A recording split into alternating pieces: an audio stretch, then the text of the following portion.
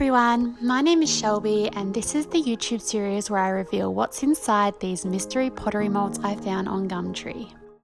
This is part 5 of revealing what's inside these mystery molds I found on Gumtree. So this one is a 2-piece mold. Inside it is quite dusty. It took a while to sponge it out just because all the dust has sort of settled in all the little crevices and nooks of the design.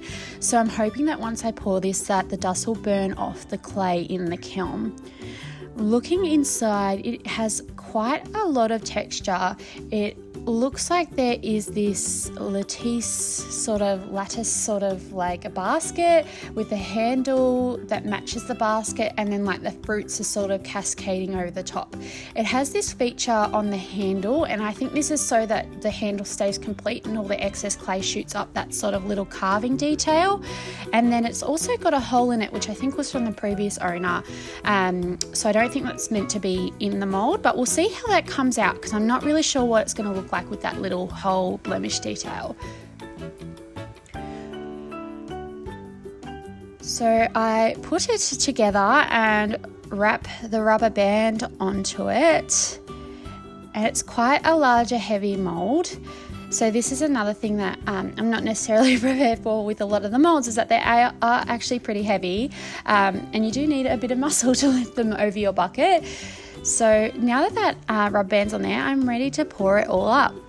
So on the top it says that it needs about 2 quarts, and it's 1837. I'm not sure whether that's the verification number of the mold, like whether that's the identification number or whether that's the year that it's based off, but it does say Duncan 1999 on there. So I'm assuming that this is when the mold was made. So that makes it like nearly 20 years old, well over 20 years old now. So quite a little vintage piece. So pouring, I make sure to pour all the way up to the spout because I want to make sure that once that clay starts to dry that there's plenty of clay to make sure that the walls are really thick. This one needed a whole bucket to fill up each mug, which was a little bit irritating because I had to fill up the thing twice, but I was really nervous I wasn't going to have enough. So I knew that it was starting to set once the sides had started to harden. I could feel that they were solidifying against that plaster. So I pour the excess of the clay out and I let it drip over the bucket for a little while, just until those drip marks, like the droplets, stopped dropping into the bucket. But when I put it off, it still was a little bit wet. If you can see right here, it started to drip back in, but luckily it didn't. If it does drip back in, sometimes you can get cracking or some warping in the piece. So it's really important that you put it over a sieve so that it can completely drip out and all the excess wet moisture pretty much sinks out and it dries really evenly. So opening it up, it is a beautiful fruit mug. The design actually has a lot more fruits than I expected. On the handle, that little detail, you can see a little bit of excess clay went up it and that little hole just filled in and it didn't actually impact the look of the mug. So pulling them out, I didn't realize that it had this sweet little pear on the side. I think that's because that's where the mold joined. I couldn't really notice that that was there, as well as an orange as well that I didn't realize, and also the apple. I'm just repeating myself pretty much, but I was really shocked just because they were such a large shape. I didn't realize that they were featured on the shape of the mold.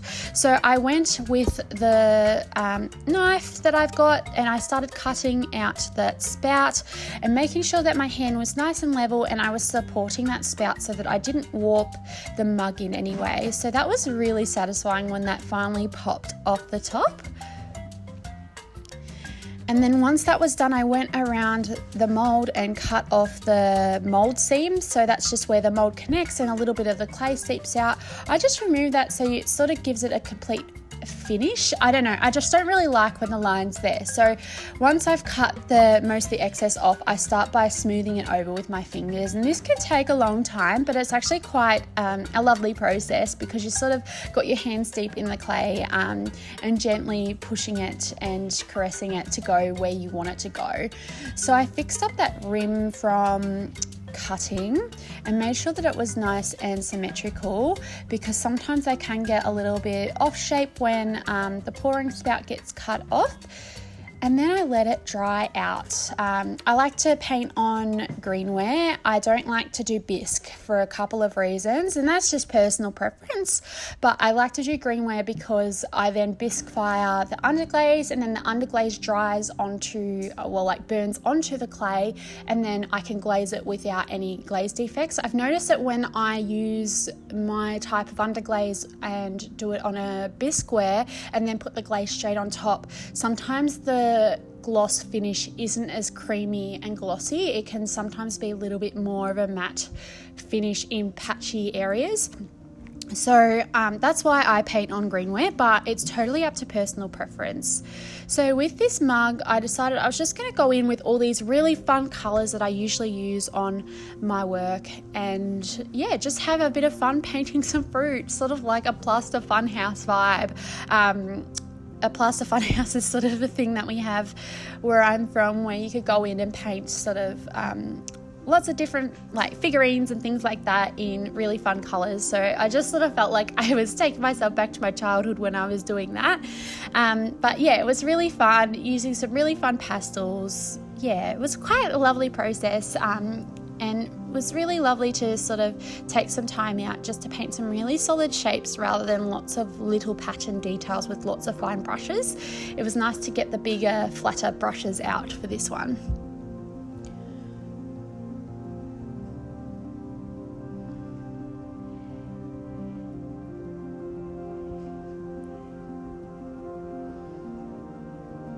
Once all the fruit were coloured in, essentially, I got the clear gloss glaze and poured it up to the top to make sure that that was nice and sealed for a beverage. So once that was done, I tipped that back out and let that dry, and then I went over and did a really soft pastel pink on the top.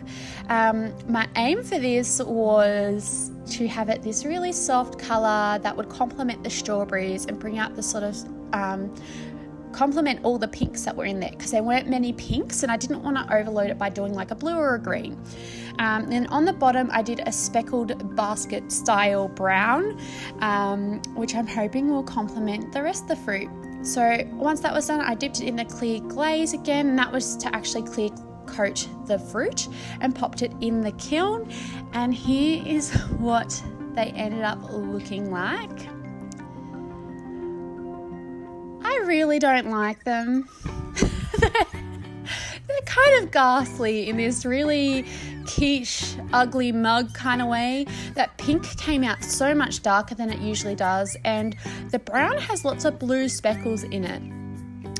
I wasn't really impressed. I feel like it's way over the top, but I'm really impressed with the fruit colours, but otherwise I didn't like them. What do you think of these mugs? I mean, I'm not a fan, but maybe you are and you've got an ugly mug collection. Let me know in the comments. Don't forget to like and subscribe.